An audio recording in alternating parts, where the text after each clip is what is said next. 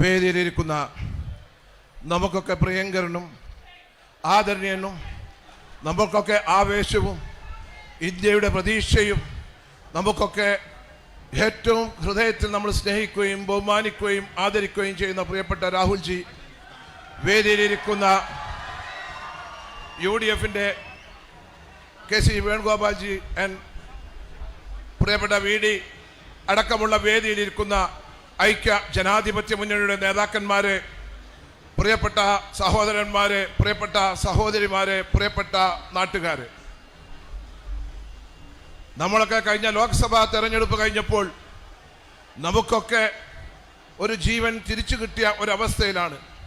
അതിനൊക്കെ നമ്മൾ നന്ദി പറയേണ്ടത് നരേന്ദ്രമോദി അടക്കമുള്ള BJP നേതാക്കന്മാർ ഒരുപാട് ആളുകൾ നമ്മുടെ പ്രിയപ്പെട്ട രാഹുൽജിയെ പരിഹസിച്ചപ്പോഴും സമചിത്തയോടുകൂടി വളരെ തന്ത്രപരമായി ഒരു തെരഞ്ഞെടുപ്പിനെ നയിക്കുകയും കോൺഗ്രസിനെയും ഇന്ത്യ മുന്നണിയെയും 236 സീറ്റിലേക്ക് എത്തിക്കുകയും ചെയ്ത പ്രിയങ്കരനായ നേതാവ് രാഹുൽജി. വയനാട് ലോക്സഭാ മണ്ഡലത്തിൽ ഈ ഏറനാടിൻ്റെയും തിരുവമ്പാടിയുടെയും നിലമ്പൂരിൻ്റെയും അതുപോലെ തന്നെ വണ്ടൂരിൻ്റെയും വോട്ടർമാർക്ക് നന്ദി പറയുന്നതിന് വേണ്ടിയാണ് ഇന്ന് ഇടവണ്ണയിൽ എത്തിച്ചേർന്നിട്ടുള്ളത്. ഞാൻ കൂടുതൽ രാഷ്ട്രീയ കാര്യങ്ങളെ സംബന്ധിച്ച് ഒന്നും പറയുന്നില്ല. കമ്മ്യൂണിസ്റ്റുകാരൻ പറഞ്ഞു കമ്മ്യൂണിസ്റ്റ് പാർട്ടി ഉണ്ടെങ്കിലേ ഇന്ത്യ ഉണ്ടാവുകയുള്ളൂ എന്ന് പറഞ്ഞു. കമ്മ്യൂണിസ്റ്റ് പാർട്ടി ഉണ്ടായാൽ ആകെ കോൺഗ്രസിൻ്റെ സഹായത്തോടുകൂടി രാജസ്ഥാനിലെ സിക്കാറിൽ 31,743 വോട്ട് 2019 ലഭിച്ച കമ്മ്യൂണിസ്റ്റ് പാർട്ടി കോൺഗ്രസിന് 4,24,749 വോട്ട് ലഭിച്ച കോൺഗ്രസ് പ്രിയപ്പെട്ട രാഹുൽജിയുടെയും കോൺഗ്രസ് നേതൃത്വത്തിൻ്റെയും മഹാമനസ്കതയോടുകൂടി രാജസ്ഥാനിലെ ആ സീറ്റ് CPMന് വിട്ടുകൊടുക്കുകയും CPMന്റെ സ്ഥാനാർത്ഥിയെ കോൺഗ്രസ് 74,000 വോട്ടിന് ജയിപ്പിച്ച മഹത്തായ പാരമ്പര്യമുള്ള ഒരു പാർട്ടിയാണ് ഇന്ത്യൻ നാഷണൽ കോൺഗ്രസ് എന്ന് മനസ്സിലാക്കണം. രാജ്യത്ത് BJPയുടെ നേതൃത്വത്തിലുള്ള ഒരു ഗവൺമെന്റിനെ താഴിറക്കാൻ, നരേന്ദ്രമോദിയുടെ അഹങ്കാരത്തിന് ഒരു അറുതി വരുത്താൻ ശ്രീ രാഹുൽജി തന്ത്രപരമായി കോൺഗ്രസിന്റെ രാഷ്ട്രീയ തെരഞ്ഞെടുപ്പ് തന്ത്രങ്ങൾക്കും പ്രചാരണത്തിനും ചുക്കാൻ പിടിക്കുകയും ഇന്ന് ഇന്ത്യ മുന്നണി മുഖ്യ പ്രതിപക്ഷമായി ഇന്ന് രാജ്യത്ത് വന്നിരിക്കുകയാണ്. നമ്മുടെ പ്രിയപ്പെട്ട രാഹുൽജി നമുക്കൊക്കെ ആവേശമാണ്. കഴിഞ്ഞ 2019 മുതൽ 2024 വരെ ഈ ലോക്സഭാ മണ്ഡലത്തിൽ നമുക്കൊക്കെ പ്രിയങ്കരനായി നമ്മുടെ എല്ലാ പ്രയാസങ്ങളിലും പ്രശ്നങ്ങളിലും ഇടപെടുകയും അങ്ങനെ നമ്മളുടെ എല്ലാം ഹൃദയത്തിൽ ചേരുകയും ചെയ്ത അദ്ദേഹം ഇന്ന് വീണ്ടും നമ്മുടെ ഈ ലോക്സഭാ മണ്ഡലത്തിൽ നിന്ന് വിജയിച്ചിരിക്കുകയാണ്. അദ്ദേഹം റായ്ബറേലിയിൽ കോൺഗ്രസിന്റെ ഏറ്റവും നെഹ്റു കുടുംബത്തിന്റെ ഏറ്റവും പ്രിയപ്പെട്ട സീറ്റായ റായ്ബറേലിയിലും അദ്ദേഹം മത്സരിച്ചു. അദ്ദേഹം അവിടെയും വിജയിച്ചു. ഞങ്ങൾക്ക് ഒന്നേ പറയാനുള്ളൂ, രാഹുൽജിയോട് അങ്ങേക്ക് ഏതാണ് ഉത്തമം? കോൺഗ്രസ് പാർട്ടിക്ക് ഏതാണ് ഉത്തമം? ഏതാണ് നിങ്ങളുടെ പാർട്ടിക്കും ഇന്ത്യ മുന്നണിക്കും ഉത്തമം? അതിന് ഉചിതമായ തീരുമാനമെടുക്കുന്നതിൽ വയനാട് ലോക്സഭാ മണ്ഡലത്തിലെ ജനങ്ങൾക്ക് യാതൊരു പ്രയാസവുമില്ല. ഞങ്ങൾക്ക് ഭാവി ഇന്ത്യയുടെ പ്രധാനമന്ത്രിയായി അങ്ങയുടെ കൂടെ നിന്നുകൊണ്ട് അങ്ങ് ഈ രാജ്യത്തെ നയിക്കണമെന്നുള്ളൊരു സ്വപ്നം യാഥാർത്ഥ്യമാകണമെന്ന് മാത്രമേ ഞങ്ങൾക്കുള്ളൂ എന്ന് മാത്രമേ എനിക്ക് പറയാനുള്ളൂ. ഞാൻ കൂടുതലായി ഒന്നും തന്നെ പറയുന്നില്ല. കാലാവസ്ഥ പ്രതികൂലമാണ്. ആ കാലാവസ്ഥ പ്രതികൂലമായിട്ടും ഇവിടെ എത്തിയ ഈ ജനസഞ്ചാരത്തെ സാക്ഷി നിർത്തിക്കൊണ്ട് നമുക്കൊക്കെ പ്രിയപ്പെട്ട രാഹുൽജിയെ നിങ്ങൾക്ക് വേണ്ടി ഞാൻ ഈ പരിപാടിയിലേക്ക് ഹാർദമായി സ്വാഗതം ചെയ്യുന്നു. നമ്മുടെ ഈ വേദിയിലിരിക്കുന്നത് AICCയുടെ രാഷ്ട്രീയകാര്യ കോൺഗ്രസിന്റെ സംഘടനാകാര്യ സമിതി ചെയർമാനും ഈ തെരഞ്ഞെടുപ്പിൽ നമുക്കൊക്കെ ആവേശവും ഞങ്ങൾക്കൊക്കെ മാർഗനിർദ്ദേശങ്ങളും തരുകയും തന്ത്രപരമായി തെരഞ്ഞെടുപ്പ് രംഗത്ത് എല്ലാ കേരളത്തിലെ 20 ലോക്സഭാ മണ്ഡലങ്ങൾക്കും നേതൃപരമായ ചുക്കാൻ പിടിക്കുകയും അതുപോലെ തന്നെ ആലപ്പുഴയിൽ സ്ഥാനാർത്ഥിയായി വരികയും അവിടെ പോയി 70,000 വോട്ടിന്റെ ഭൂരിപക്ഷത്തിന് ലോക്സഭയിലേക്ക് പോവുകയും ചെയ്ത പ്രിയപ്പെട്ട KC വേണുഗോപാൽ അവരെ ഈ പരിപാടിയിലേക്ക് ആദ്യമായി സ്വാഗതം ചെയ്യുന്നു. കേരളത്തിൽ പ്രതിപക്ഷത്തിരുന്നു കൊണ്ട് യുവത്വത്തിന്റെ പ്രതീകമായിക്കൊണ്ട് ഏത് കാര്യത്തിലും വ്യക്തത വരുത്തിക്കൊണ്ട് CPMനെയും പിണറായി വിജയന്റെയും തെറ്റായ ചെയ്തികൾക്ക് അടരാടി പോരാടിക്കൊണ്ട് ഏത് കാര്യത്തിനും നിയമസഭയിലും അതുപോലെ തന്നെ സംസ്ഥാനത്തും ഏതെങ്കിലും പ്രശ്നങ്ങളും പ്രയാസങ്ങളും ഉണ്ടെങ്കിൽ അവിടെ ഓടിയെത്തുന്ന എൻ്റെ പ്രിയപ്പെട്ട VD സതീശൻ അറുവകൾ, കേരളത്തിന്റെ പ്രതിപക്ഷ നേതാവ്, അദ്ദേഹത്തെ ഞാൻ ഈ പരിപാടിയിലേക്ക് സ്വാഗതം ചെയ്യുന്നു. പിന്നീട് നമുക്കിതിൽ സ്വാഗതം ചെയ്യാനുള്ളത് കോൺഗ്രസ് തെരഞ്ഞെടുപ്പ് കാലത്ത് കോൺഗ്രസിന്റെ വർക്കിംഗ് പ്രസിഡന്റായി പ്രവർത്തിച്ച പ്രിയപ്പെട്ട ബഹുമാന്യനും ആദരണീയനുമായ എൻ്റെ വന്ദനായ പിതാവിൻ്റെ ആത്മസുഹൃത്തുമായ എം ഹസൻ സാഹിബ് അവരുകളെയാണ് അദ്ദേഹത്തെ ഈ പരിപാടിയിലേക്ക് സ്വാഗതം ചെയ്യുന്നത്. അതുപോലെ തന്നെ 1982 കേരള നിയമസഭയിലേക്ക് 25-ാമത്തെ വയസ്സിൽ തെരഞ്ഞെടുക്കപ്പെടുകയും 1984 കെ കരുണാകരന്റെ ഓമനപുത്രനായിക്കൊണ്ട് 84 ചെറുപ്പക്കാരനായി കേരളത്തിന്റെ ഗ്രാമവികസന വകുപ്പ് മന്ത്രിയാവുകയും നിങ്ങളുടെയും എൻ്റെയും ഒക്കെ പ്രിയപ്പെട്ട സിരിയാജിയുടെ കൂടെ പ്രവർത്തിക്കുകയും ചെയ്ത എനിക്ക് എൻ്റെ രാഷ്ട്രീയ പ്രവർത്തനത്തിൽ എന്നും താങ്ങും തണലുമായി ഉപദേശ നിർദ്ദേശങ്ങൾ നൽകുന്ന പ്രിയപ്പെട്ട രമേശ് ചെന്നിത്തല അവരുകളെ ഞാൻ ഈ പരിപാടിയിലേക്ക് സ്വാഗതം ചെയ്യുന്നു. ഒരുപാട് ആളുകൾക്ക് സ്വാഗതം പറയാനുണ്ട്. പിന്നീട് ഇവിടെ സ്വാഗതം പറയേണ്ടത് ഇന്ന് യുവാക്കളുടെ ഹരമായി CPM-ന്റെ കൊട്ടളങ്ങൾ തകർത്തുകൊണ്ട് ഒരുപാട് പ്രയാസങ്ങൾ ഉണ്ടായപ്പോൾ തെരഞ്ഞെടുപ്പ് സമയത്ത് പോലും വർഗീയപരമായ CPM പ്രചരണം അയച്ചുവിട്ടപ്പോഴും വടകര അങ്ങാടിയിൽ CPM-കാരൻ വളരെ മ്ലേച്ഛമായ രാഷ്ട്രീയ പ്രവർത്തനം നടത്തി ഒരു ഫ്ലെക്സ് വെച്ച് മുസ്ലിം ലീഗിന്റെ കൊടി അതിന്റെ വെച്ച്, അതുപോലെ തന്നെ അപ്പുറത്ത് ഷാഫി പറമ്പിന്റെ ഫോട്ടോ വെച്ചിട്ട് സൈബർ വിങ്ങൾ ഇദ്ദേഹം പാകിസ്ഥാനിൽ ഒന്ന് വന്ന് ചോദിച്ച നെറികെട്ട പ്രചരണം നടത്തിയ CPM-ന് തക്കതായ മറുപടി നൽകിയ നമുക്കൊക്കെ അഭിമാനം, യുവത്വത്തിന്റെ പ്രതീകം, നമ്മുടെ സ്നേഹവാചനം എൻ്റെ പ്രിയപ്പെട്ട സുഹൃത്ത് ഷാഫി പറമ്പിൽ അവരുകളെ ഈ പരിപാടിയിലേക്ക് സ്വാഗതം ചെയ്യുന്നു.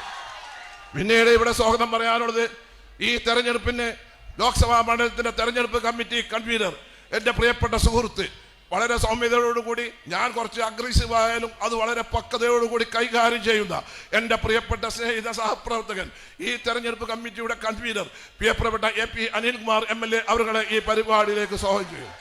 അതുപോലെ തന്നെ UDF-ന്റെ തെരഞ്ഞെടുപ്പ് കമ്മിറ്റി ചെയർമാൻ, സംസ്ഥാന മുസ്ലിം ലീഗിന്റെ സെക്രട്ടറി പ്രിയപ്പെട്ട CP ചെറിയമുദം അവരുകളെയും, മലപ്പുറം DCCയുടെ പ്രസിഡന്റ് പ്രിയപ്പെട്ട VS ജോയ് അവരുകളെയും, KPCCയുടെ ജനറൽ സെക്രട്ടറി എൻ്റെ പ്രിയങ്കരനായ സുഹൃത്ത് ആര്യാടൻ ബാപ്പുട്ടിയെയും, അതുപോലെ തന്നെ രാജ്യസഭാ അംഗമായ പ്രിയപ്പെട്ട നമ്മുടെ ഒരു സഹോദരി ജബി മേത്തർ MP അവരുകളെയും, അതുപോലെ തന്നെ യൂത്ത് കോൺഗ്രസിന്റെ സംസ്ഥാന പ്രസിഡന്റായ നമുക്കൊക്കെ പ്രതീക്ഷയായ രാഹുൽ മാങ്കൂട്ടത്തെയും ഈ പരിപാടിയിലേക്ക് സ്വാഗതം ചെയ്യുകയാണ്. ഞാൻ എൻ്റെ സ്വാഗത പ്രഭാഷണം അവസാനിപ്പിക്കുകയാണ്. അതുകൊണ്ട് ഈ പ്രതികൂല കാലാവസ്ഥയിലും ഈ സമയത്ത് ഇത്രയും അധികം ആളുകൾ ഇവിടെ സംഘടിച്ചു വന്നത് പ്രിയപ്പെട്ട രാഹുൽജിയോടുള്ള നമ്മുടെ കടപ്പാടും നന്ദിയും രേഖപ്പെടുത്താണ്.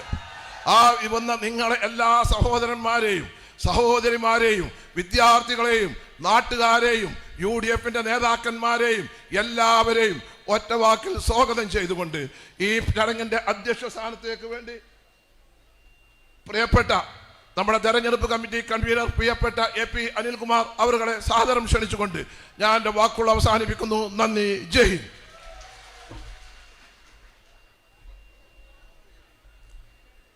ഏറെ ആദരണീയനായ നമ്മുടെ രാജ്യത്തിൻ്റെ നായകൻ, നമ്മുടെ ഭരണഘടനയുടെ കാവലാൾ ശ്രീ രാഹുൽജി, വേദിയിലുള്ള ഏറെ ബഹുമാന്യനായ ഇന്ത്യയിലെ ഇന്ത്യ മുന്നണിയെ നയിക്കുന്നതിൽ ഏറ്റവും വലിയ പ്രാഗൽഭ്യവും ചെടുതയും കാണിച്ചുകൊണ്ട് ഒത്തൊരുമിച്ച് ഒരു മുന്നണിയെ നയിക്കുന്നതിന് നേതൃത്വം നൽകിയ ഓൾ ഇന്ത്യ കോൺഗ്രസ് കമ്മിറ്റിയുടെ ജനറൽ സെക്രട്ടറി, സംഘടനാ ചുമതലയുള്ള കേരളത്തിൻ്റെ അഭിമാനം ശ്രീ KC വേണുഗോപാൽ, വേദിയിലുള്ള പ്രിയങ്കരനായ പ്രതിപക്ഷ നേതാവ് പ്രിയപ്പെട്ട ശ്രീ VD സതീശൻ, മുൻ പ്രതിപക്ഷ നേതാവ് ഏറെ പ്രിയങ്കരനായ ശ്രീ രമേശ് ചെന്നിത്തലജി, മുൻ PCC പ്രസിഡന്റ് MM ഹസൻജി, മറ്റ് വേദിയിലുള്ള നേതാക്കളെ, സഹപ്രവർത്തകരെ, സുഹൃത്തുക്കളെ, PK ബഷീർ ആദ്യവും അവസാനവും പറഞ്ഞ പ്രതികൂലമായ കാലാവസ്ഥ, ഇന്നലെ രാത്രി മുതൽ തുടങ്ങിയ മഴ നമ്മുടെയൊക്കെ ചങ്കെടുപ്പ് വല്ലാതെ വർദ്ധിപ്പിച്ച ഒന്നായിരുന്നു. 10 മണി വരെ മഴയായിരുന്നു. പക്ഷേ മഴയൊന്നും ഒരു പ്രതികൂലമല്ല രാജ്യത്തെ രക്ഷിക്കുന്നതിലെന്ന് തെളിയിച്ച രാഹുൽ ഗാന്ധിയെ കാത്തിരിക്കാൻ ഇവിടുത്തെ ജനങ്ങളും ആവേശത്തോടു കൂടി കാത്തുനിന്നു എന്നുള്ളതാണ് ഏറ്റവും സന്തോഷകരമായ കാര്യം. ഞാൻ കൂടുതലായിട്ടൊന്നും സംസാരിക്കുന്നില്ല. നമ്മെ സംബന്ധിച്ചിടത്തോളം ഈ തെരഞ്ഞെടുപ്പ് കഴിഞ്ഞപ്പോൾ നമുക്കുണ്ടായത് ഒരാശ്വാസമാണ്. നമ്മുടെ മനസ്സിനകത്ത് ആശങ്കകളുണ്ടായിരുന്നു, നമ്മുടെ മനസ്സിനകത്ത് ഭയപ്പാടുണ്ടായിരുന്നു. പക്ഷേ തെരഞ്ഞെടുപ്പ് കഴിഞ്ഞപ്പോൾ നമ്മുടെ മനസ്സൊന്ന് സ്വതന്ത്രമായി, നമുക്കൊന്ന് ആശ്വാസത്തോടു കൂടി നമ്മൾ ജനിച്ചു വളർന്ന മണ്ണിൽ നമ്മളൊന്ന് സമാധാനത്തോടു കൂടി നിൽക്കുവാനുള്ള അന്തരീക്ഷം ഇന്ന് ഇന്ത്യയിലുണ്ടായിരിക്കുന്നു. അതിനൊരൊറ്റ കാരണക്കാരനേ ഉള്ളൂ, അത് ശ്രീ രാഹുൽ ഗാന്ധിയാണ് എന്നുള്ള കാര്യത്തിൽ യാതൊരു സംശയവും വേണ്ട. ഞാൻ പറയട്ടെ, തെരഞ്ഞെടുപ്പിന് മുമ്പ് ഇന്ത്യയുടെ ഭരണഘടന തിരുത്തി എഴുതും എന്ന് പറഞ്ഞവരുണ്ട്, അതിനുവേണ്ടി പ്രവർത്തിച്ചവരുണ്ട്, രാജ്യത്തെ ജനങ്ങളെ പേര് പറഞ്ഞുകൊണ്ട് ഭിന്നിപ്പിച്ചവരുണ്ട്. പക്ഷേ ഇന്ന് നമുക്ക് അഭിമാനത്തോടു കൂടി പറയാം, നരേന്ദ്രമോദി 3ാമത് തവണയും പ്രധാനമന്ത്രിയായിട്ടുണ്ടെങ്കിൽ ഇന്ന് പല്ലും നഖവും നഷ്ടപ്പെട്ട ചിറകരിഞ്ഞ പ്രധാനമന്ത്രിയാണ് ഇന്ന് ഡൽഹിയിൽ ഇരിക്കുന്നത് എന്നുള്ള കാര്യത്തിൽ യാതൊരു സംശയവും വേണ്ട. രാഹുൽ ഗാന്ധി നമ്മെ നയിക്കുവാനുണ്ടെങ്കിൽ ഭരണഘടനയിലെ ഒരു വാചകം പോലും, ഒരു വരി പോലും, ഒരക്ഷരം പോലും തിരുത്താൻ കഴിയില്ല എന്ന് പ്രഖ്യാപിക്കുവാൻ നമുക്ക് കഴിയുമെന്നുള്ളത് ഈ തെരഞ്ഞെടുപ്പിലൂടെ നമുക്ക് തെളിയിക്കാൻ കഴിഞ്ഞിരിക്കുകയാണ്. അങ്ങനെ നമ്മുടെ നാടിനെ ഒന്നാക്കി ഒരു മനസ്സോടുകൂടി കൊണ്ടുപോയ രാഹുൽ ഗാന്ധി ഇവിടെ സൂചിപ്പിച്ച പോലെ ഇന്ന് അദ്ദേഹം നമുക്ക് നന്ദി പറയാനല്ല, മറിച്ച് നമ്മൾ അദ്ദേഹത്തോട് നന്ദി പറയേണ്ട സുദിനമാണ് എന്ന് സൂചിപ്പിക്കുവാൻ ഈ സന്ദർഭം വിനിയോഗിക്കുകയാണ്. നമ്മെ സംബന്ധിച്ചിടത്തോളം തെരഞ്ഞെടുപ്പ് രംഗത്ത് ഒരുപാട് വെല്ലുവിളികൾ ഉണ്ടായിരുന്നു. ഞാൻ അതിലേക്കൊന്നും കടന്നു പോകുന്നില്ല. ആ വെല്ലുവിളികളൊക്കെ അതിജീവിച്ചുകൊണ്ട് ഒരു മനസ്സായി, ഒറ്റക്കെട്ടായി, രാഷ്ട്രീയത്തിനതീതമായി വ്യത്യസ്ത ചിന്താഗതിക്കാർ പോലും ഇന്ന് രാഹുൽ ഗാന്ധിയോടൊപ്പം നിന്നുകൊണ്ട് പലരും പറഞ്ഞു 1 ലക്ഷം, 1.5 ലക്ഷം, 2 ലക്ഷം കടക്കില്ല എന്ന് പറഞ്ഞെടുത്ത് 3,65,000 വോട്ടിൻ്റെ ഭൂരിപക്ഷം നമുക്ക് ലഭിച്ചിട്ടുണ്ടെങ്കിൽ അത് നിങ്ങളുടെ പ്രവർത്തനമാണ്, നിങ്ങളുടെ പിന്തുണയാണ് എന്ന് പറയുവാൻ മാത്രം ഈ സന്ദർഭം വിനിയോഗിച്ചുകൊണ്ട് നമുക്കുറപ്പാണ് ഇന്ന് ഈ ഗവൺമെൻറ്, നരേന്ദ്രമോദിയുടെ ഗവൺമെൻറ് എത്ര നാൾ മുന്നോട്ട് പോകണം, എത്ര നാൾ ഭരിക്കണമെന്നുള്ള അതിൻ്റെ ജാതകക്കുറിപ്പ് എഴുതുന്നത് ശ്രീ രാഹുൽ ഗാന്ധി ആയിരിക്കും എന്നുള്ള കാര്യത്തിൽ യാതൊരു സംശയവുമില്ല. അധികാരം നമുക്ക് ഭ്രമമായി എടുക്കാത്ത നേതാവാണ് ശ്രീ രാഹുൽ ഗാന്ധി എന്നുള്ള ഒറ്റ കാരണം കൊണ്ടാണ് ഇന്ന് ഈ ഗവൺമെൻറ് മുന്നോട്ട് പോയിക്കൊണ്ടിരിക്കുന്നത്. ഞാൻ ദീർഘിപ്പിക്കുന്നില്ല. ഒരിക്കൽ കൂടി ഈ തെരഞ്ഞെടുപ്പ് രംഗത്ത് എല്ലാം മറന്നൊറ്റായിക്കെട്ടായി നിന്ന് നിങ്ങളെല്ലാവരെയും അഭിവാദ്യം ചെയ്തുകൊണ്ട് നിങ്ങളോട് സംസാരിക്കുന്നതിന് വേണ്ടി ഏറെ പ്രിയങ്കരനായ മുൻ PCC president Shri MM Hasan ജിയെ ക്ഷണിച്ചുകൊണ്ട് നിർത്തുന്നു. നന്ദി, നമസ്കാരം.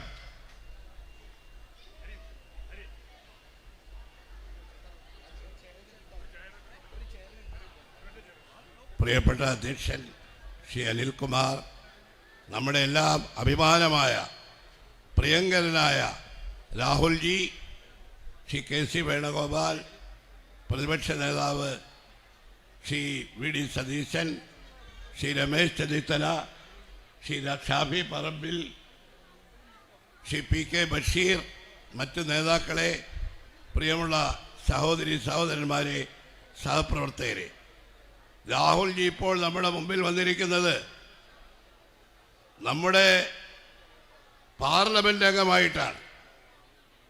അത് വയനാടിൻ്റെ മാത്രമല്ല, ഇന്ത്യയിൽ അപൂർവമായി മാത്രം അംഗീകാരം കിട്ടുന്ന 2 പാർലമെന്റ് നിയോജക മണ്ഡലങ്ങളിൽ നിന്ന് വിജയിച്ച ഒരു ഡബിൾ വിക്ടറിയോടുകൂടിയാണ് രാഹുൽജി ഇന്ന് ഇവിടെ വന്നിരിക്കുന്നത്.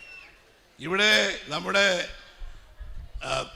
അധ്യക്ഷൻ പറഞ്ഞു, ഞങ്ങൾക്ക് വലിയ മഴയായിരുന്നു, ഞങ്ങൾക്ക് ആശങ്കയുണ്ടായിരുന്നു. എനിക്കൊരാശങ്കയുണ്ടായിരുന്നില്ല. കാരണം പേമാരിയിൽ, മഴയത്തും കാറ്റത്തും വെയിലത്തും മഞ്ഞത്തും കന്യാകുമാരി മുതൽ കാശ്മീർ വരെ കാൽനടയായി നടന്ന രാഹുൽ ഗാന്ധി വയനാടിൽ കാലുകുത്തുമ്പോൾ മഴ അദ്ദേഹത്തെ സ്വീകരിക്കാൻ വേണ്ടി മാറി നിൽക്കുന്നു എന്നുള്ളത് തന്നെ നമുക്ക് ഏറ്റവും സന്തോഷത്തിന് വക നൽകുന്നു. അദ്ദേഹം തീർച്ചയായിട്ടും ഇവിടെ പറഞ്ഞതുപോലെ ഇന്ത്യൻ ഭരണഘടനയുടെ കാവലാളായി ഈ തെരഞ്ഞെടുപ്പ് പ്രചരണ രംഗത്ത് അദ്ദേഹം നടത്തിയ പ്രസംഗങ്ങൾ, അദ്ദേഹത്തിൻ്റെ യോഗങ്ങൾ നമ്മളൊക്കെ TV-യിലൊക്കെ കണ്ടു. എന്നെ അത്ഭുതപ്പെടുത്തിയ ഒരു കാര്യം, തെരഞ്ഞെടുപ്പ് പ്രചരണം കഴിഞ്ഞു, ആദ്യത്തെ പത്രസമ്മേളനത്തിൽ അവിടെയും അദ്ദേഹം ഈ ഭരണഘടന ഉയർത്തിക്കാണിച്ചു മാധ്യമപ്രവർത്തകരോട്. അദ്ദേഹം പറഞ്ഞു, ഞങ്ങളുടെ പോരാട്ടം, ഈ ഭരണഘടനയെ സംരക്ഷിക്കാനുള്ള പോരാട്ടം ഞങ്ങൾ തുടരും. പാർലമെന്റിനകത്തും പുറത്തും ആ ഭരണഘടന അപ്പോഴും ഉയർത്തിക്കാണിച്ചപ്പോൾ ഇന്ത്യയിലെ ജനങ്ങൾക്ക് മുഴുവൻ ബോധ്യമായി ഭരണഘടനയുടെ യഥാർത്ഥ കാവലാളാണ് രാഹുൽ ഗാന്ധി എന്ന് മനസ്സിലായി.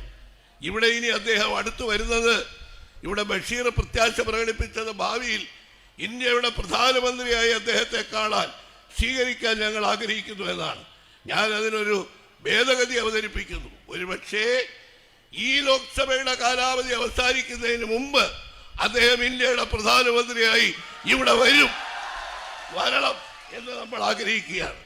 അതുകൊണ്ട് ഈ രാജ്യത്തെ മുഴുവൻ മതേതര ജനാധിപത്യ വിശ്വാസികളുടെയും വിശ്വാസവും സ്നേഹവും ഏറ്റുവാങ്ങിയ രാഹുൽ ഗാന്ധിയെ സ്നേഹം കൊണ്ട് എല്ലാ കാലത്തും വീർപ്പ് മുട്ടിച്ച ഈ വയനാട്ടിലെ ജനത ഇന്ന് അദ്ദേഹത്തെ അങ്ങേയറ്റം ആരാധനയോടെ സ്നേഹത്തോടെ അദ്ദേഹത്തെ സ്വീകരിക്കുകയാണ്. അദ്ദേഹത്തിന് ഹൃദയം നിറഞ്ഞ അഭിനന്ദനങ്ങൾ രേഖപ്പെടുത്താൻ മാത്രം ഈ അവസരം വിനിയോഗിക്കുന്നു. രാഹുൽജിയോടായ ഒരു അപേക്ഷയുണ്ട്. കാരണം ഇന്ത്യൻ ഭരണഘടനയിൽ ഭൂരിപക്ഷം കിട്ടുന്ന കക്ഷി, ഭൂരിപക്ഷമുള്ള ആളാണ് പ്രധാനമന്ത്രിയാവുന്നത്. ആ ഭരണഘടനയിൽ ഒരു വ്യവസ്ഥയുണ്ട്, ഇന്ത്യയിലെ ഭരണപക്ഷത്തിന്റെ മുമ്പിൽ നിന്ന് ശക്തമായി പ്രധാനമന്ത്രിയുടെ മുഖത്ത് നോക്കി രാജ്യത്തെ ജനങ്ങളുടെ ശബ്ദം പ്രതിഫലിപ്പിക്കാൻ ആണ് ഇന്ത്യയുടെ പ്രതിപക്ഷ നേതാവിനെ ഭരണഘടന രൂപം കൊടുത്തിട്ടുള്ളത്. അതുകൊണ്ട് തീർച്ചയായിട്ടും നമ്മുടെ രാജ്യത്തെ ഭരണഘടനയെ രക്ഷിക്കാനുള്ള അദ്ദേഹത്തിന്റെ പോരാട്ടം ശക്തമായി തുടരട്ടെ എന്ന് ആശംസിച്ചുകൊണ്ട് എന്റെ വാക്കുകൾ നിർത്തുന്നു. ജയ് ഹിന്ദ്. മുൻ പ്രതിപക്ഷ നേതാവ്, മുൻ PCC പ്രസിഡന്റ് ബഹുമാന്യനായ ശ്രീ രമേശ് ചെന്നിത്തലാജി. ആദരണീയനായ യോഗാധ്യക്ഷൻ ശ്രീ അനിൽകുമാർ, ഏറ്റവും പ്രിയങ്കരനായ നമ്മുടെ നേതാവ് രാഹുൽജി, പ്രിയപ്പെട്ട ശ്രീ KC വേണുഗോപാൽ, പ്രതിപക്ഷ നേതാവ് ശ്രീ VD സതീശൻ, ശ്രീ MM ഹസൻ, വേദിയിലുള്ള നേതാക്കളെ, സഹപ്രവർത്തകരെ, സുഹൃത്തുക്കളെ, ഇതൊരു ചരിത്ര മുഹൂർത്തമാണ്. നമ്മുടെ പ്രിയങ്കരനായ നേതാവ് ശ്രീ രാഹുൽ ഗാന്ധിക്ക് 3,67,000-ത്തിലധികം വോട്ടുകളുടെ ഭൂരിപക്ഷം നേടിക്കൊടുത്ത ജനങ്ങളാണ് ഇവിടെ സമ്മേളിച്ചിരിക്കുന്നത്. അദ്ദേഹം ഇന്ന് രാജ്യത്തൊരു ചരിത്ര ദൗത്യം ഏറ്റെടുത്തിരിക്കുകയാണ്. അബ് കി ബാർ 400 പാർ എന്ന് പറഞ്ഞുകൊണ്ട് 400 സീറ്റ് നേടുമെന്ന് പറഞ്ഞുകൊണ്ട് ജനങ്ങളെ കബളിപ്പിച്ച ഒരു പ്രധാനമന്ത്രിക്ക് നേരെ ഒറ്റയാൾ പോരാട്ടമാണ് പ്രിയപ്പെട്ട ശ്രീ രാഹുൽ ഗാന്ധി നടത്തിയത്. ആ പോരാട്ടത്തിൽ മോഡി പരാജയപ്പെട്ടിരിക്കുന്നു, രാഹുൽ ഗാന്ധി വൻപിച്ച വിജയം നേടിയിരിക്കുന്നു എന്നുള്ളതാണ് സത്യം. ഇന്ത്യയിലെ ജനങ്ങൾ പ്രധാനമന്ത്രിക്ക് കൊടുത്തതിനേക്കാൾ വലിയ ഭൂരിപക്ഷത്തോടെയാണ് റായ്ബറേലിയിലും വയനാട്ടിലും അദ്ദേഹം വൻപിച്ച ഭൂരിപക്ഷത്തോടെ ജയിച്ചത്. ഒന്നാഞ്ഞു പിടിച്ചിരുന്നെങ്കിൽ വാരണാസിയിൽ നരേന്ദ്രമോദി പരാജയപ്പെടുമായിരുന്നു എന്നുള്ള കാര്യത്തിൽ തർക്കമില്ല. ആ പോരാട്ടം നമുക്ക് മുന്നോട്ട് കൊണ്ടുപോകണം. ഈ രാജ്യത്തിന്റെ പ്രധാനമന്ത്രിയായി രാഹുൽ ഗാന്ധി അവരോധിക്കുന്നത് വരെയുള്ള പോരാട്ടങ്ങളുമായി നമുക്ക് മുന്നോട്ട് പോകണം. രാജ്യത്തിന്റെ മതേതരത്വവും ജനാധിപത്യവും സംരക്ഷിക്കാൻ ഈ രാഹുൽ ഗാന്ധി മാത്രം മതി എന്ന് ഒരിക്കൽ കൂടി തെളിയിച്ചിരിക്കുന്നു. അദ്ദേഹത്തിന് സർവ്വവിധ മംഗളങ്ങളും നേർന്നുകൊണ്ട് എടവണ്ണയാണ് ഏറ്റവും വലിയ ഭൂരിപക്ഷം നൽകിയത്. ശ്രീ PK ബഷീറിനെ ഞാൻ അഭിനന്ദിക്കുന്നു. എടവണ്ണയിലെ ജനങ്ങളെ ഞാൻ അഭിനന്ദിക്കുന്നു. ഏറ്റവും കൂടുതൽ ഭൂരിപക്ഷം നൽകിയ അവർ തിരുത്തുകയാണ്. വണ്ടൂര്, നിലമ്പൂര്, ഏറനാട് 3 പേർക്കും ഹൃദയം നിറഞ്ഞ ആശംസകൾ നേർന്നുകൊണ്ട് എന്റെ വാക്ക് നിർത്തുന്നു. നമസ്കാരം. ജയ് ഹിന്ദ്. കേരളത്തിലെ നിയമസഭയ്ക്കകത്തും പുറത്തും കേരളത്തിലെ UDFന്റെ പ്രതിപക്ഷ ശബ്ദം Shri VD Satheesan.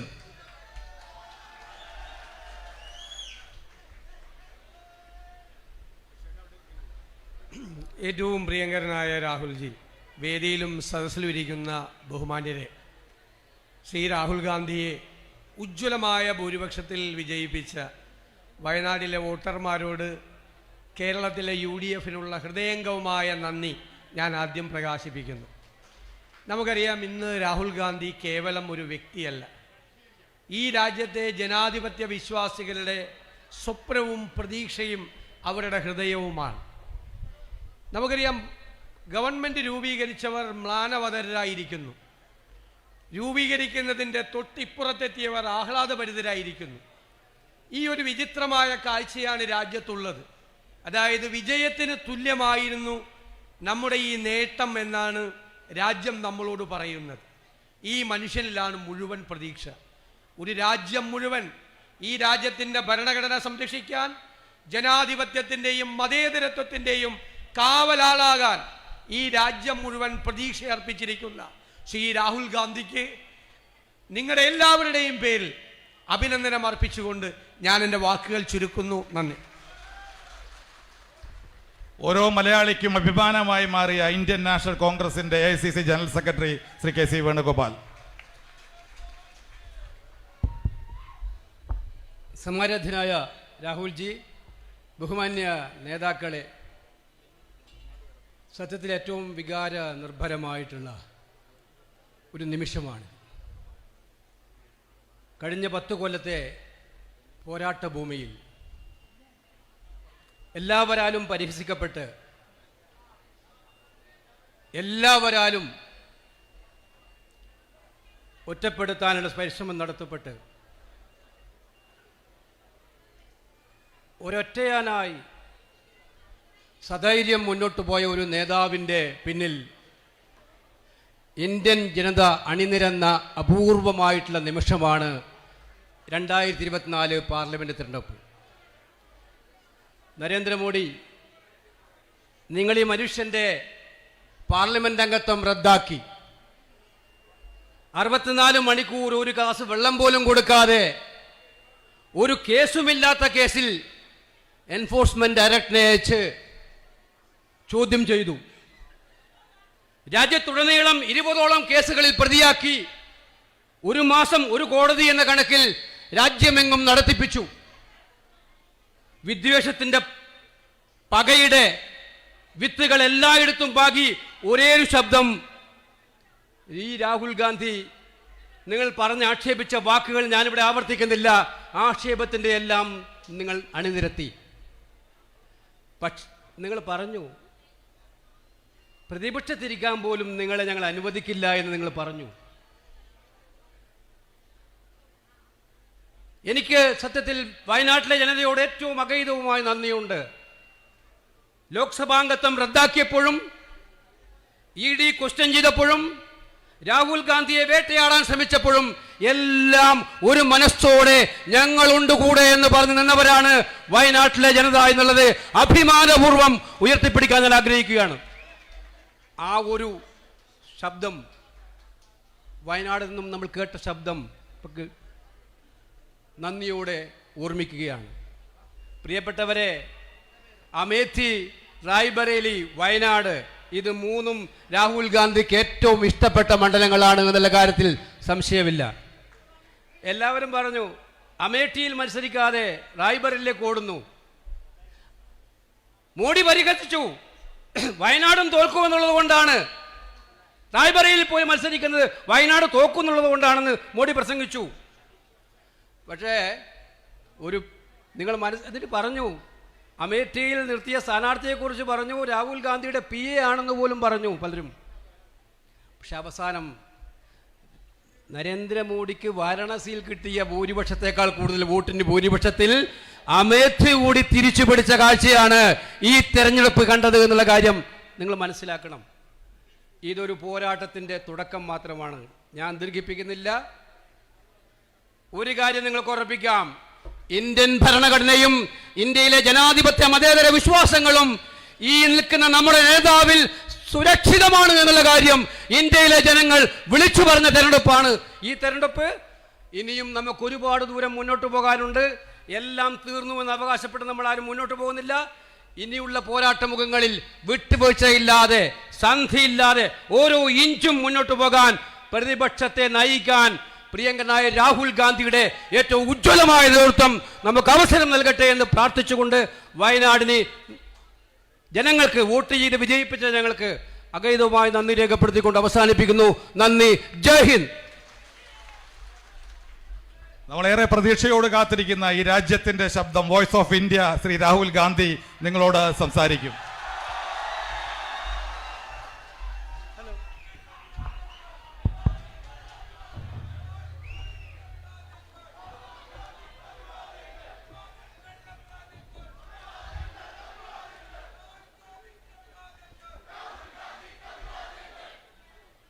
KC Venugopal, VD Satisan, Ramesh Chenithala, PV Abdul Wahab, MM Hassanji, AP Anil Kumar, PK Bashir, VS Joy, Cheria Mohammed, Jebi Mather, Shafi Parambil, Aryadan Shokatji, Alipata Jamila, Rahul Mamkutaltil, all the senior leaders on the stage, party workers, UDF workers, brothers and sisters, I'd like to welcome all of you here today.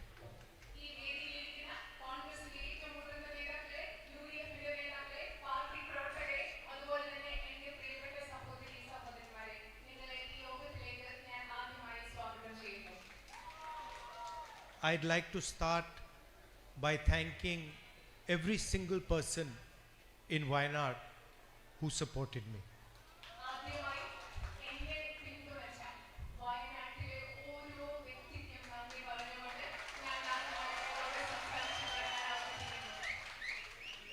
UDF voters, LDF voters, UDF workers, leaders, everybody who took part in the election and supported me and made my victory possible. I'd like to thank with all my heart.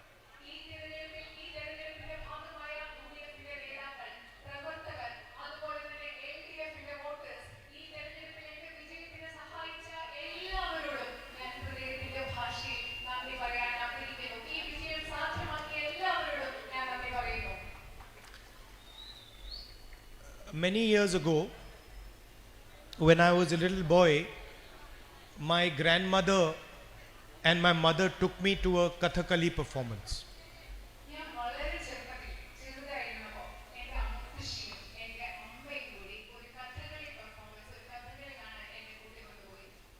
And I remember I was small and I didn't understand anything about Kathakali.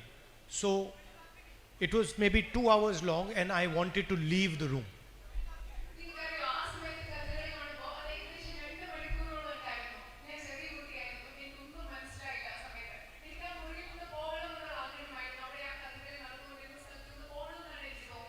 I kept telling my grandmother, I'm bored, I want to go, it's hot.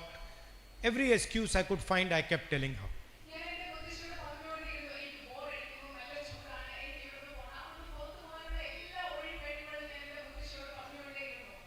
Then last year, after many years, I saw another Kathakali performance.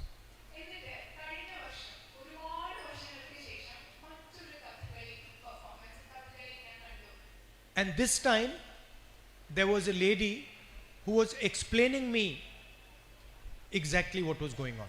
ഈ പ്രാവശ്യം അവിടെ ഒരു സ്ത്രീ ഉണ്ടായിരുന്നു. അവർ ഈ കഥകളി നടന്നുകൊണ്ടിരിക്കുമ്പോൾ എന്താണ് അവിടെ നടന്നുകൊണ്ടിരിക്കുന്നത് എന്ന് എനിക്ക് കൃത്യമായി പറഞ്ഞു തന്ന ഒരാൾ അവിടെ ഉണ്ടായിരുന്നു. And it was 3 hours long. The performance was 3 hours long. It was very hot, but I didn't realize that 3 hours passed. I didn't feel the heat. I was just looking at the performance. അത് മാത്രമല്ല, നേരത്തെ 2 പ്രാവശ്യമായിരുന്നു ആ കഥകളി ഉണ്ടായിരുന്നെങ്കിൽ ഇത് 3 മണിക്കൂറുകളോളം നീണ്ടു. പക്ഷേ എനിക്ക് സമയം പോയത് മനസ്സിലാക്കാൻ തോന്നിയില്ല. എനിക്ക് സമയം പോയത് ഞാൻ അറിഞ്ഞില്ല. അവിടെ ചൂടായിരുന്നു എന്ന് എനിക്ക് മനസ്സിലായില്ല. കാരണം അത്ര മനോഹരമായിട്ടാണ് അത് പോയത്, ആ കഥകളി പെർഫോമൻസ് നടന്നത്. And when I walked out of the performance last year, I was thinking to myself, how strange that when I was small, the same exact performance, I was bored, I was not interested, I was feeling hot. And now somebody has explained it to me and I'm not feeling hot. It is hotter now than it was then, but I'm not feeling hot. And 3 hours have passed as if it's 1 minute. അത് മാത്രമല്ല, അത് കഴിഞ്ഞപ്പോൾ ഞാൻ ചിന്തിക്കുകയായിരുന്നു, പണ്ട് ഞാൻ കണ്ട ഇതേ കഥകളി അത് അന്ന് കണ്ടപ്പോൾ എനിക്കൊന്നും മനസ്സിലായില്ല, ഭയങ്കര ചൂടായിട്ട് തോന്നി, എനിക്ക് അവിടെ നിന്ന് ഇറങ്ങിപ്പോകാൻ തുടങ്ങി. പക്ഷേ ഇതേ കാര്യം ഈ വർഷങ്ങൾക്ക് ശേഷം കഴിഞ്ഞ വർഷം കണ്ടപ്പോൾ അത് 3 മണിക്കൂർ ഉണ്ടായിരുന്നു, സമയം കൂടുതലായിരുന്നു, കൂടുതൽ ചൂടുണ്ടായിരുന്നു. പക്ഷേ ആരോ എനിക്ക് മനസ്സിലാക്കി തന്നപ്പോൾ മുമ്പ് തോന്നിയതൊന്നും എനിക്ക് ഇന്ന് തോന്നിയില്ല.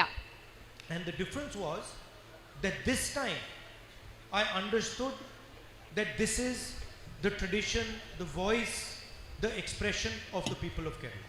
നിങ്ങൾക്കറിയാമോ ആ വ്യത്യാസം എന്തായിരുന്നു എന്ന്? കാരണം കഴിഞ്ഞ പ്രാവശ്യം, രണ്ടാമത്തെ പ്രാവശ്യം കഥകളി കണ്ടപ്പോൾ എനിക്ക് മനസ്സിലായി അത് കേരളത്തിന്റെ പാരമ്പര്യമാണ്, കേരളത്തിന്റെ ശബ്ദമാണ്, കേരളത്തിലെ ജനങ്ങളുടെ ആശയപ്രകാശനത്തിന്റെ ഒരു മാർഗമാണ് ഈ കഥകളി എന്ന് എനിക്ക് മനസ്സിലായതുകൊണ്ട് കഴിഞ്ഞ പ്രാവശ്യം എനിക്ക് അതിനെക്കുറിച്ച് ബോറടിച്ചില്ല. The first time it was just a dance. The second time it was the voice of millions of people. It was the history of millions of people. It was the expression of millions of people. ഞാൻ ആദ്യത്തെ പ്രാവശ്യം കഥകളി കണ്ടപ്പോൾ എനിക്കതൊരു നൃത്തരൂപം മാത്രമായിരുന്നു. എന്നാൽ രണ്ടാമത്തെ പ്രാവശ്യം കഥകളി കണ്ടപ്പോൾ കേരളത്തിലെ ദശലക്ഷക്കണക്കിന് ആളുകളുടെ ചരിത്രമായിരുന്നു അത്. എന്നെ സംബന്ധിച്ചിടത്തോളം കേരളത്തിലെ ദശലക്ഷക്കണക്കിന് ആളുകളുടെ ശബ്ദമായിരുന്നു ഞാൻ രണ്ടാമത് കണ്ട ആ Kathakali. And each state of our country has these traditions, has its own language, has its own history, has its own expression. അതുപോലെ തന്നെ ഈ രാജ്യത്തെ ഓരോ സംസ്ഥാനത്തിനും അതിൻ്റെതായ പാരമ്പര്യമുണ്ട്, അതിൻ്റെതായ ചരിത്രമുണ്ട്, അതിൻ്റെതായ ഭാഷയുണ്ട്, അതിൻ്റെതായ സംസ്കാരമുണ്ട്, അതിൻ്റെതായ ആശയപ്രകാശന രീതിയുണ്ട്. There is Malayalam, there is Tamil, there is Bengali, there is Gujarati. There are many different languages, many different dances, many different histories in this country. ഇവിടെ മലയാളമുണ്ട്, ബംഗാളിയുണ്ട്, തമിഴ് ഭാഷയുണ്ട്, ഗുജറാത്തിയുണ്ട്, പലവിധ നൃത്തരൂപങ്ങളുണ്ട്, പലവിധ പാരമ്പര്യങ്ങളുണ്ട്, പലവിധ ചരിത്രങ്ങളുണ്ട്. ഇതെല്ലാം നമ്മുടെ രാജ്യത്ത് നിലനിൽക്കുന്നുണ്ട്. And every single tradition, history is protected by the Constitution of India. ഈ രാജ്യത്തെ ഓരോ ചരിത്രത്തെയും ഓരോ പാരമ്പര്യത്തെയും സംരക്ഷിക്കുന്നത് എൻ്റെ കയ്യിലുള്ള ഭാരതത്തിന്റെ ഭരണഘടനയാണ്. So the fact that the people of Kerala and the people of India can enjoy Kathakali, can listen to Malayalam, can eat Kerala food is all protected by this. നിങ്ങൾക്കറിയാമോ, കേരളത്തിലെ ജനങ്ങൾക്ക് കഥകളി ആസ്വദിക്കാൻ സാധിക്കും, മലയാളം സംസാരിക്കാൻ സാധിക്കും, ഇഷ്ടമുള്ളത് ചെയ്യാൻ സാധിക്കും. ആ അവകാശങ്ങളെ എല്ലാം സംരക്ഷിക്കുന്നത് ഭാരതത്തിന്റെ ഭരണഘടനയാണ്. And if this was gone, then somebody can come to Kerala and say, we do not want you to speak Malayalam. ഈ ഭരണഘടന ഈ രാജ്യത്തില്ലാതായാൽ ഈ രാജ്യത്തിലേക്ക്, കേരളത്തിലേക്ക് ഒരാൾക്ക് വന്ന് ആർക്ക് വേണമെങ്കിലും വന്ന് പറയാം, നിങ്ങൾ മലയാളം സംസാരിക്കേണ്ട എന്ന് പറയാൻ സാധിക്കും. We do not want you to have dosa for breakfast. നിങ്ങൾ പ്രഭാത ഭക്ഷണമായി ദോശ കഴിക്കേണ്ട എന്ന് കേരളത്തിലേക്ക് വന്ന ആളുകൾക്ക് പറയാൻ സാധിക്കും, ഈ ഭരണഘടന ഇവിടെ ഇല്ലാതായാൽ.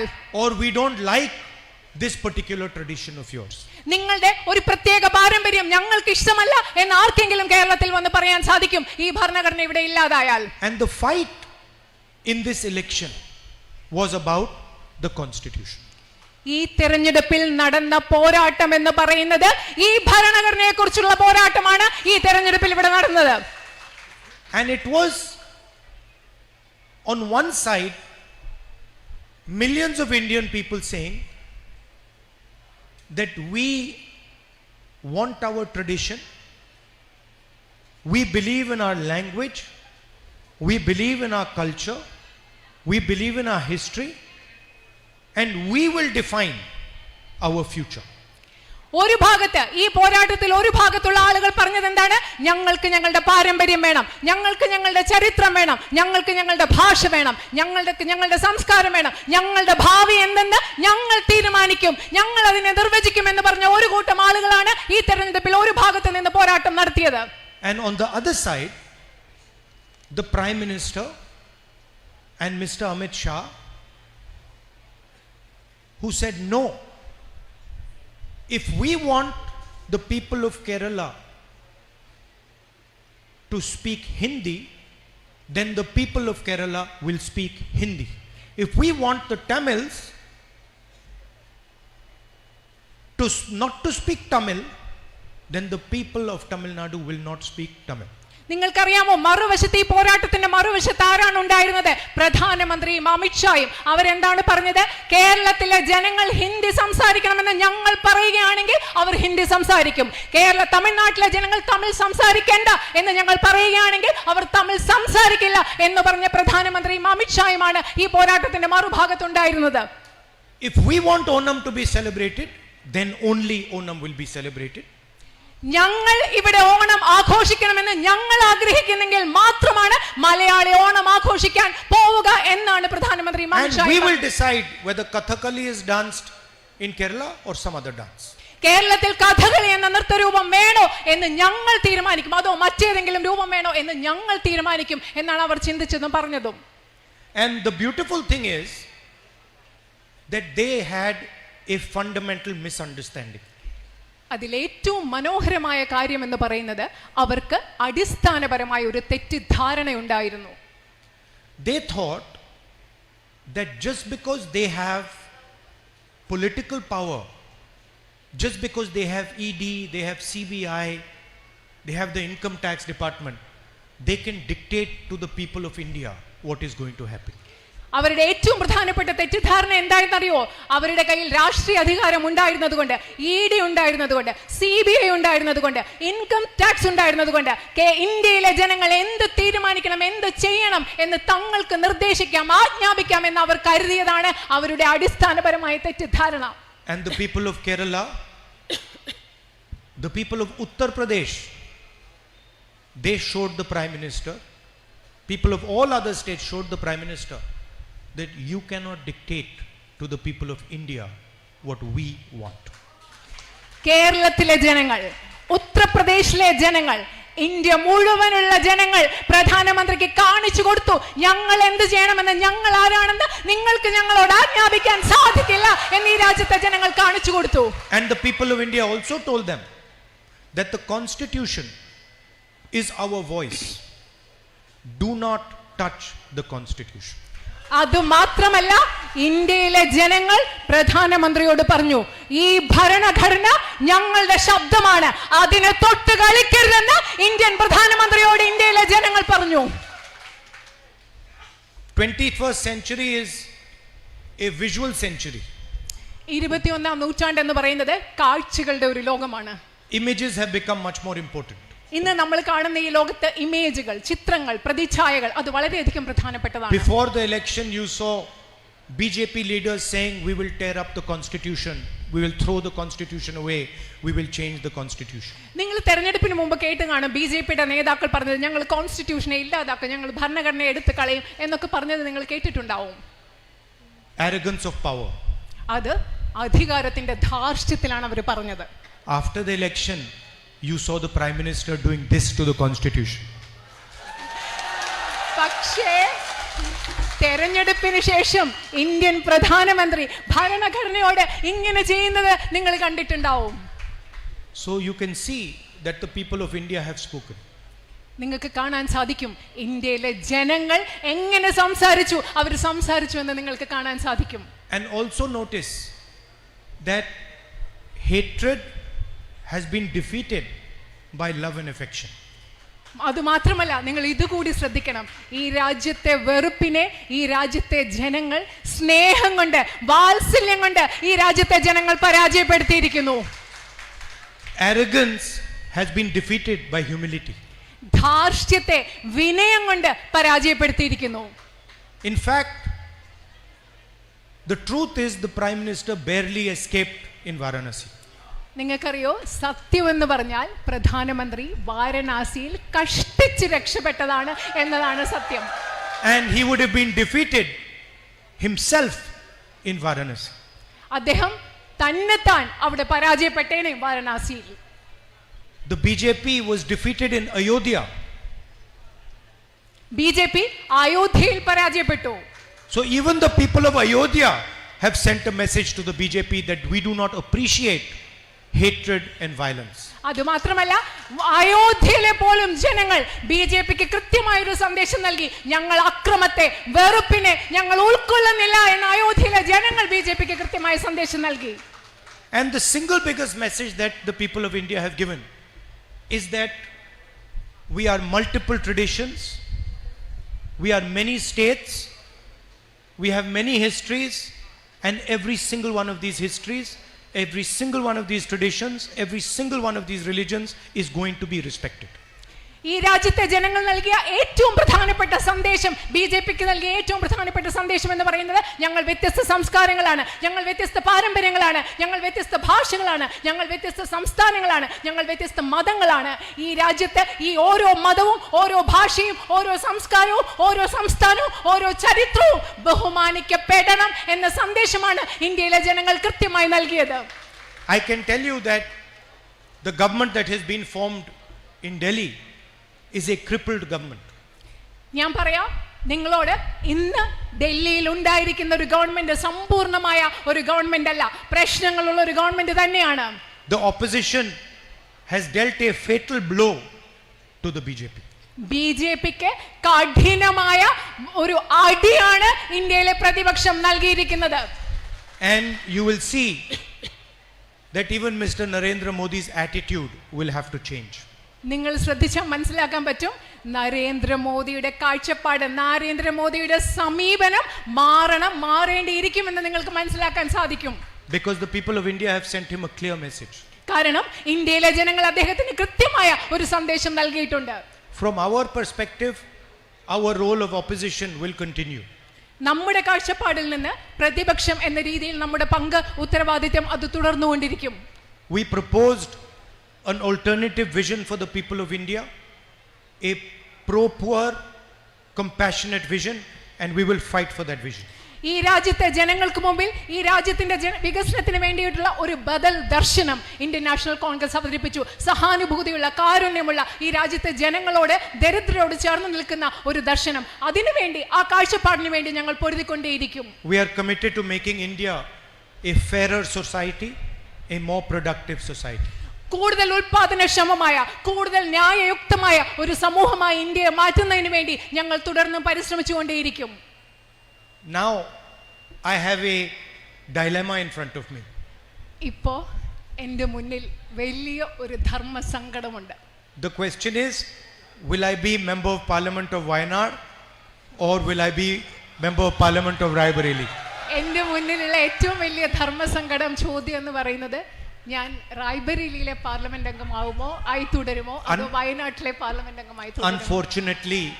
Unfortunately, like the Prime Minister, I am not guided by God. ദൗർഭാഗ്യകരമായി എനിക്ക് ധർമ്മസങ്കടമുള്ള എൻ്റെ കാര്യം പറയും. പ്രധാനമന്ത്രിയെ പോലെ പ്രധാനമന്ത്രിക്ക് എല്ലാം ചെയ്യണമെന്ന് പറഞ്ഞു കൊടുക്കുന്നത് ദൈവമാണ്. പക്ഷേ എൻ്റെ കാര്യത്തിൽ അങ്ങനെയല്ല. അതുകൊണ്ട് എനിക്ക് ആ I am a human being. ഞാനൊരു സാധാരണ മനുഷ്യനാണ്. You know, you saw in the election, first the Prime Minister said 400 par. നിങ്ങൾ ഇലക്ഷൻ സമയത്ത് കണ്ടു കാണാം, പ്രധാനമന്ത്രി പറഞ്ഞു 400-ലധികം വോട്ടുകൾ, 400-ലധികം സീറ്റുകൾ. After that 400 par disappeared and 300 par came. കുറച്ച് കഴിഞ്ഞപ്പോൾ ആ 400-ലധികം കഴിഞ്ഞു, പിന്നെ 300-ലധികം സീറ്റുകളായി. After that 300 par disappeared. അത് കഴിഞ്ഞപ്പോൾ ഈ 300-ലധികം സീറ്റുകളും അപ്രത്യക്ഷമായി. And then he gave a speech where he said, I am not biological. അത് കഴിഞ്ഞിട്ട് അദ്ദേഹം ഒരു പ്രസംഗം നടത്തി. ആ പ്രസംഗത്തിൽ പറഞ്ഞു, നിങ്ങളെയൊക്കെ പോലെ ഞാൻ ജൈവികമായി, അതായത് ജീവശാസ്ത്രപരമായി, ശാരീരികമായി ഉണ്ടായ ആളല്ല. He said, after my mother passed away, I realized that I am not a biological person. എൻ്റെ അമ്മ മരിച്ചതിന് ശേഷമാണ് എനിക്ക് മനസ്സിലായത് ഞാൻ നിങ്ങളെയൊക്കെ പോലെ ശാരീരികമായി, അതായത് ജീവശാസ്ത്രപരമായി ഉണ്ടായ ഒരാളല്ല എന്ന് എനിക്ക് മനസ്സിലായതെന്നാണ് നരേന്ദ്രമോദി പറഞ്ഞത്. I don't take any decision. ഞാൻ ഒരു തീരുമാനവും എടുക്കില്ല. I have been put on this earth by Paramatma and he takes all the decisions. എന്നെ ഈ ഭൂമിയിലേക്ക് വിട്ടത്, ഒന്നാമത് ഞാൻ ജീവശാസ്ത്രപരമായി ഉണ്ടായ ആളല്ല, എന്നെ ഈ ഭൂമിയിലേക്ക് വിട്ടത് പരമാത്മാവാണ്. എൻ്റെ എല്ലാ തീരുമാനങ്ങളും എടുക്കുന്നത് അദ്ദേഹമാണ്. ഇതാണ് നരേന്ദ്രമോദി പറഞ്ഞത്. Modiji has a strange Paramatma. Modiji പറയുന്ന ഒരു വിചിത്രമായ പരമാത്മാവാണ് മോദിജി പറഞ്ഞുകൊണ്ടിരിക്കുന്ന His Paramatma makes him take all the decisions in favor of Adani and Ambani. ഈ പരമാത്മാവ് എന്താണ് ചെയ്യുന്നത്? അദ്ദേഹത്തെ കൊണ്ട് എല്ലാ തീരുമാനങ്ങളും അദാനി അംബാനിയുടെ പേരിലാണല്ലോ ഈ പരമാത്മാവ് എടുപ്പിക്കുന്നത്.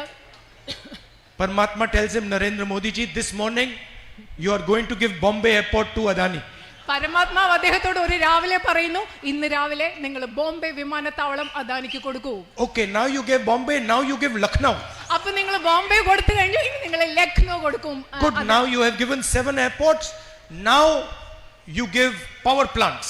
ഇപ്പൊ എയർപോർട്ടുകളെ വിമാനത്താവളങ്ങളെല്ലാം കൊടുത്തു തീർന്നു, ഇനി നിങ്ങൾക്ക് വൈദ്യുതി ഉൽപ്പാദിപ്പിക്കുന്ന നിലയങ്ങൾ അത് കൊടുത്തോളൂ അംബാനിക്ക്. Okay, good, now you've done power plants, now to help Adani with defense, you do Agniveer.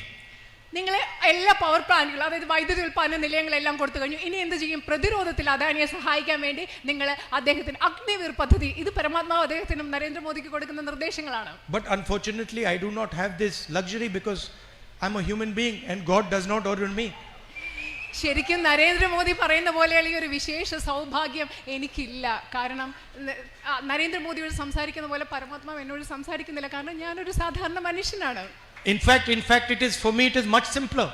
കാരണം പക്ഷേ എന്നെ സംബന്ധിച്ചിടത്തോളം അത് വളരെയധികം ലളിതമാണ്. My God is the poor people of India.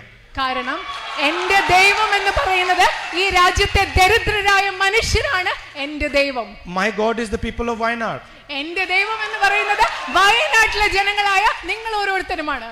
So for me it's very easy. I just go talk to the people and my God tells me what to do. അതുകൊണ്ട് എനിക്ക് വളരെ എളുപ്പമാണ്.